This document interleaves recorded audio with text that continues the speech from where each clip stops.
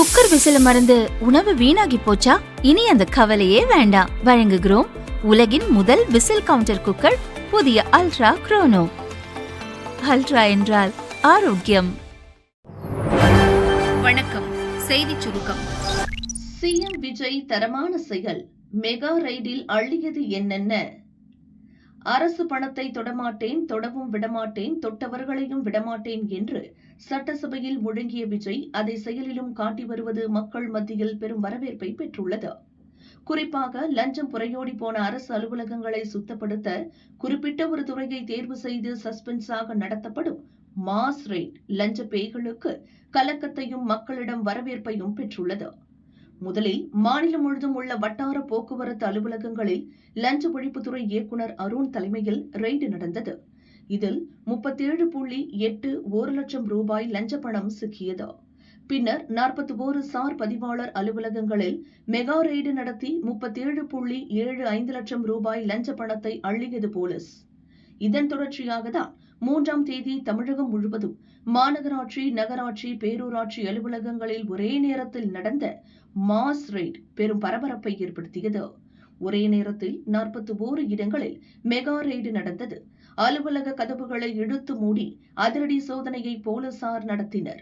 மொத்தம் 57.98 லட்சம் ரூபாய் லஞ்ச பணத்தை பறிமுதல் செய்தனர். இதில் அரசு அதிகாரிகள் கூகுள் பே மூலம் மட்டும் 26.70 லட்சம் ரூபாயை லஞ்சமாக வாங்கியிருந்தது கடும் அதிர்ச்சியை ஏற்படுத்தியது.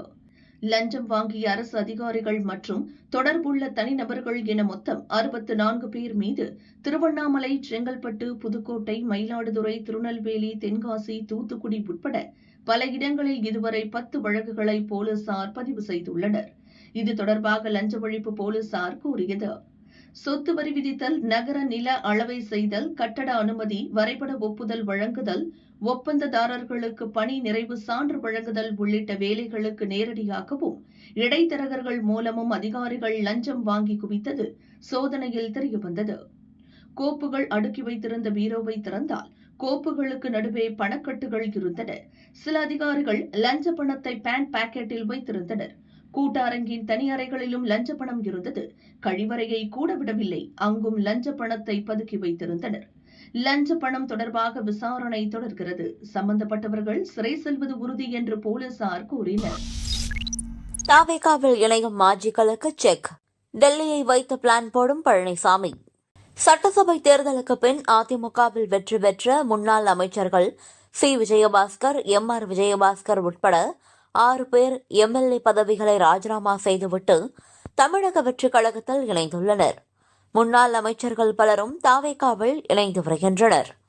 Natham Viswanathan, Velumani, C. V. Shanmugam, K. C. Veeramani போன்ற சிலர் கட்சிக்குள் இருந்தபடியே பழனிசாமிக்கு எதிராக செயல்படுகின்றனர். இதனால் பழனிசாமியும் அவரை சுற்றியுள்ள நெருக்கமானவர்களும் மாஜிக்கள் மீது கடும் கோபத்தில் உள்ளனர். மாஜிக்களை பழிவாங்க திட்டமிடப்பட்டுள்ளது. அதிமுக ஆட்சியில் அவர்கள் அமைச்சர்களாக இருந்தபோது அவர்களின் துறைகளில் நடந்த முறைகேடு பற்றிய ஆவணங்களை அப்போது முதல்வராக இருந்த பழனிசாமி சேகரித்து வைத்துள்ளார். ஜெயலலிதா முதல்வராக இருந்தபோது அவரது தோழி சசிகலா சேகரித்து வைத்த கோப்புகளும் பழனிசாமி முதல்வராக இருந்தபோது பழனிசாமி வசம் வந்தன. இவற்றில் அதிமுக மாஜிக்களின் அந்தரங்க விஷயங்களும் பல ஆயிரம் கோடி ரூபாய் சொத்து ஆதாரங்களும் பினாமி விவரங்களும் இருக்கின்றன. குறிப்பாக தாவேகாவில் இணைந்த விஜயபாஸ்கருக்கு எதிரான பல ஆதாரங்கள் பழனிசாமியிடம் உள்ளன. தற்போது முதல்வர் விஜய் மீதும் தாவேகா தலைவர் மீதும் டெல்லி பாஜக தலைவர்கள் மென்மையான போக்கை கடைபிடித்து வருகின்றனர். ஆனால் இடைத்தேர்தலில் வெற்றி பெற்று தனிப்பெரும்பான்மையுடன் விஜய் ஆட்சி நடத்துவதை டெல்லி விரும்பாது. அதே சமயத்தில் தாவேகா மீது டெல்லி நிச்சயமாக பாயும். அதை தனக்கு சாதகமாக பயன்படுத்த பழனிசாமி திட்டமிடுகிறார். அதிமுகவில் இருந்து விலகி தனக்கு எதிராக செயல்படும் மாஜிக்கள் மற்றும் கட்சிக்குள் குடைச்சல் தரும் மாஜிக்கள் ஆகியோரை கட்டுப்படுத்த தன் வசமுள்ள ஆவணங்களை டெல்லி பாஜக தலைவர்களுக்கு அனுப்ப பழனிசாமி முடிவு செய்துள்ளார். சில சமூக ஆர்வலர்கள் வாயிலாக அதிமுக மாஜிக்களுக்கு எதிராக ஊழல் வழக்குகளை தொடரவும் திட்டமிடுகிறார். தன் வசம் இருக்கும் அஸ்திரத்தை ஏவ பழனிசாமி தயாராகி வருவது மாஜிக்களை நிச்சயம் கடுமையாகவே பாதிக்கும். அதே நேரம் சொந்த கட்சியினர் மீதே இப்படி செய்யக்கூடாது, அவர்கள் சிக்கினால் அதிமுகவுக்கு தான் மக்கள் மத்தியில் கெட்ட பெயர் ஏற்படும் என அவருக்கு நெருக்கமான சிலர் தடை போடுகின்றனர். இன்பநிதிக்கு சீமான் வாழ்த்து, கூட்டணிக்கு அச்சாரமா? சட்டசபை தேர்தலுக்கு பிறகு திமுக கூட்டணியில் வெற்றி பெற்ற காங்கிரஸ், விசிக, இரு கம்யூனிஸ்டுகள், மதிமுக மற்றும் முஸ்லிம் லீக் கட்சிகள் விலகிவிட்டன. இக்கட்சிகள் தாவேக அரசுக்கு ஆதரவு அளித்துள்ளதுடன் தாவேக தலைமையில் புதிய கூட்டணி அமைக்க முடிவு செய்துள்ளன. திமுக கூட்டணியில் தேமுதிக, மக்கள் நீதி மய்யம், மனிதநேய மக்கள் கட்சி, எஸ்டிபிஐ ஆகிய கட்சிகள் மட்டுமே உள்ளன. இந்த சூழலில் சமீப நாட்களாக நாம் தமிழர் கட்சியுடன் திமுக திடீர் நெருக்கம் காட்டி வருகிறது. புதுச்சேரியில் நடந்த ஒரு திருமண விழாவில் திமுக தலைவர் ஸ்டாலினும் நாம் தமிழர் தலைமை ஒருங்கிணைப்பாளர் சீமானும் ஒன்றாக பங்கேற்றனர். அப்போது அருகருகே உட்கார்ந்து உற்சாகமாக பேசிக் கொண்டனர். நேற்று சென்னை திருவேற்காட்டில் திமுக தலைமை நிலைய செயலர் துரைமுகம் காஜா இல்ல திருமண விழா நடந்தது. இதில் பங்கேற்க உதயநிதி வந்த சில நிமிடங்களில் சீமானும் வந்தார். உதயநிதியை பார்த்ததும் சிரித்தபடி அவர் அருகில் சீமான் சென்றார். உடனே உதயநிதி எழுந்து வந்து சீமானை கட்டி அணைத்து கைகளை குலுக்கி வாங்க அண்ணே என வரவேற்றார். உதயநிதியின் கைகளை இறுக பற்றி கொண்டு, அப்பா நல்லா இருக்காங்களா தம்பி, உடம்பு நல்லா பாத்துக்க சொல்லுங்க, வெளிநாடு பயணம் வெற்றிகரமா இருக்கட்டும், சின்ன தம்பி இன்பநிதி பட்டம் வாங்குறதுக்கு என் வாழ்த்துக்கள் என சீமான் கூறினார். அதற்கு பதிலளித்த உதயநிதி, அப்பா நல்லா இருக்காங்கண்ணே, நீங்களும் உடம்ப பாத்துக்கோங்க, நீங்க கேட்டதா அப்பாட்ட சொல்லிடுறேன், இன்பநிதிக்கு உங்க வாழ்த்த சொல்றேன் என்றார். மேடையில் இருவரும் சிரித்து பேசிக் கொண்டிருந்த காட்சி அங்கிருந்த இரு கட்சியினரையும் உற்சாகப்படுத்தியது. இருவரின் பாசப்பிணைப்பால் திமுக மற்றும் நாம் தமிழர் இடையே கூட்டணிக்கு அச்சாரம் போடப்பட்டுள்ளதா என கேள்வி எழுந்துள்ளது. பட்ஜெட் அறிவிப்புகள் குறித்த விவரங்கள் சமர்ப்பிக்க துறை செயலர்களுக்கு உத்தரவு. தமிழக அரசின் பொது பட்ஜெட் மற்றும் வேளாண் பட்ஜெட் இம்மாத இறுதிக்குள் தாக்கல் செய்யப்பட உள்ளன. பட்ஜெட் விவாதம் முடிந்ததும் துறை வாரியாக மானிய கோரிக்கைகள் தாக்கல் செய்யப்படுவது வழக்கம். இதற்காக துறை வாரியாக முதல்வர் விஜய் ஆய்வுக் கூட்டம் நடத்தி வருகிறார். காலை மற்றும் பிற்பகல் என 2 வேளைகளாக இந்த ஆய்வுக் கூட்டங்கள் நடந்து வருகின்றன. இதுவரை கூட்டுறவு, உணவு, வருவாய், ஊரக வளர்ச்சி, நெடுஞ்சாலை துறைகள் தொடர்பான ஆய்வுக் கூட்டங்கள் முடிந்துள்ளன. இன்று காலையில் உயர்கல்வி, பிற்பகலில் பள்ளிக் கல்வித்துறை தொடர்பான ஆய்வுக் கூட்டம் நடக்கவுள்ளது. தொடர்ச்சியாக 22ஆம் தேதி வரை ஆய்வுக் கூட்டங்களில் முதல்வர் விஜய் பங்கேற்க உள்ளார். பட்ஜெட் தாக்கலுக்கு குறுகிய கால அவகாசமே உள்ளது. எனவே ஆய்வுக் கூட்டத்தில் பங்கேற்கும் துறை செயலர்கள் அடுத்த 2 நாட்களில் புதிய திட்டங்கள் குறித்த அறிக்கையை தயாரித்து நிதித்துறை ஒப்புதலுக்கு அனுப்பி வைக்க வேண்டும் என அறிவுறுத்தப்பட்டுள்ளது. தலைமை செயலர் அலுவலகத்தில் இருந்து இதற்கான உத்தரவு பிறப்பிக்கப்பட்டுள்ளது.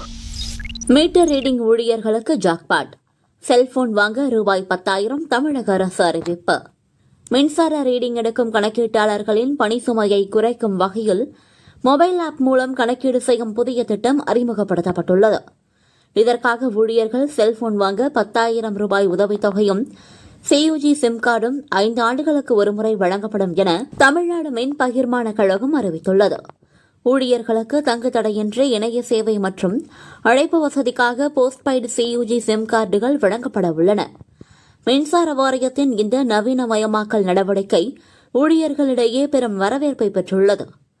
மின்துறை ஊழியர்கள் துல்லியமாக மீட்டர் ரீடிங் எடுக்க மொபைல் போன் செயலி உதவும் என்று அரசு கருதுகிறது. ஊழியர்களின் பணியை எளிதாக்கவும் டிஜிட்டல் மயமாக்கலை ஊக்குவிக்கும் வகையிலும் இத்திட்டத்தை தமிழக அரசு அறிமுகப்படுத்தியுள்ளது. 3 நாடுகளுக்கு பிரதமர் மோடி பயணம். பிரதமர் மோடி இந்தோனேஷியா, ஆஸ்திரேலியா மற்றும் நியூசிலாந்து ஆகிய 3 நாடுகளுக்கு அரசுமுறை பயணம் மேற்கொள்ள உள்ளார். 6ஆம் தேதி புறப்படும் அவர் முதலில் இந்தோனேஷியா செல்கிறார். 8ஆம் தேதி வரை அங்கு இருப்பார். இந்த பயணத்தின் போது இந்தோனேஷிய அதிபர் பிரபோவோ சுபியாந்தோவை சந்தித்து இரு நாடுகள் உறவுகளை மேலும் வலுப்படுத்துவது குறித்து கலந்துரையாடுகிறார். வர்த்தகம், முதலீடு, பாதுகாப்பு, ஒத்துழைப்பு மற்றும் இந்தோனேஷிய பசிபிக் பிராந்தியத்தில் இணைந்து செயல்படுவது உள்ளிட்ட முக்கிய அம்சங்கள் குறித்து அவர்கள் பேசுவார்கள் என தெரிகிறது. இந்தோனேஷியாவில் வசிக்கும் இந்திய வம்சாவளியினர் மத்தியில் மோடி உரையாற்ற உள்ளார். யுனெஸ்கோ உலக பாரம்பரிய சின்னமாக அறிவிக்கப்பட்டுள்ள பிரம்பானனன் கோவிலுக்கும் சென்று மோடி வழிபடுகிறார். இந்தோனேஷிய பயணத்தை முடித்துக்கொண்டு ஆஸ்திரேலியா மற்றும் நியூசிலாந்து நாடுகளுக்கும் பிரதமர் மோடி செல்ல உள்ளார். வரும் 10ஆம் தேதி மோடி நியூசிலாந்து செல்கிறார்.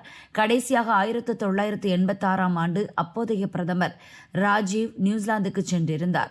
அதன் பிறகு சுமார் 40 ஆண்டுகளுக்கு பிறகு அந்த நாட்டுக்கு செல்லும் முதல் இந்திய பிரதமர் என்ற பெருமையை மோடி பெறுகிறார். 3 நாடுகள் பயணத்தை முடித்துக்கொண்டு வரும் 11ஆம் தேதி பிரதமர் மோடி இந்தியா திரும்புகிறார். தமிழகத்துக்கு வந்தது ரூபாய் 2176 கோடி. ஆன் டைமில் மத்திய அரசு அதிரடி. இந்திய கிராமப்புற மக்களின் வாழ்வாதாரமாக விளங்கிய 100 நாள் வேலை திட்டம் தற்போது புதிய மாற்றங்களுடன் விக்சித் பாரத் ஜி ராம்ஜி திட்டமாக மாற்றப்பட்டுள்ளது. கடந்த ஜூலை 1 முதல் இந்த திட்டம் நாடு முழுவதும் அதிகாரப்பூர்வமாக அமலுக்கு வந்தது. முந்தைய 100 நாள் திட்டம் நாடு முழுவதும் முழுமையாக செயல்பாட்டுக்கு வர 3 ஆண்டுகள் எடுத்துக்கொண்டது. ஆனால் தொழில்நுட்ப வளர்ச்சியால் 125 நாள் வேலை திட்டம் ஒரே நாளில் நாடு முழுவதும் சுமூகமாக அமல்படுத்தப்பட்டது. இந்த திட்டத்தின் மிக முக்கியமான அம்சம் கிராமப்புற தொழிலாளர்களின் வாழ்வாதாரத்தை உயர்த்துவதாகும். இதன் கீழ் தொழிலாளர்களின் தினசரி ஊதியம் 10% வரை உயர்த்தப்பட்டுள்ளது. இனி இந்தியாவின் எந்தவொரு மாநிலத்திலும் தினசரி ஊதியம் 300 ரூபாய்க்கு குறைவாக இருக்காது என்பது உறுதி செய்யப்பட்டுள்ளது. இந்த திட்டத்தில் 60% மத்திய அரசும் எஞ்சிய 40% மாநில அரசுகளும் நிதியில் பங்கீடு செய்கின்றன. இந்த திட்டம் தொடர்பாக மத்திய வேளாண் மற்றும் ஊரக வளர்ச்சித்துறை அமைச்சர் சிவராஜ் சிங் சௌகான் ஆலோசனை நடத்தினார். மாநில மற்றும் யூனியன் பிரதேசங்களின் ஊரக வளர்ச்சித்துறை அமைச்சர்களுடன் வீடியோ கான்பரன்ஸ் மூலம் பேசினார். இதனைத் தொடர்ந்து 125 நாள் வேலை திட்டத்தை செயல்படுத்த முதல் தவணையாக 25,863 கோடி ரூபாய் நிதியை மத்திய அரசு விடுவித்துள்ளது. ஜூலை முதல் செப்டம்பர் வரையிலான காலத்திற்கு மாநிலங்கள் இதனை பயன்படுத்திக் கொள்ள வேண்டும். இதில் தமிழகத்திற்கு 2,176.84 கோடி ரூபாய் நிதி ஒதுக்கப்பட்டுள்ளது. புதுச்சேரிக்கு 13 கோடி ரூபாய் நிதி ஒதுக்கப்பட்டுள்ளது.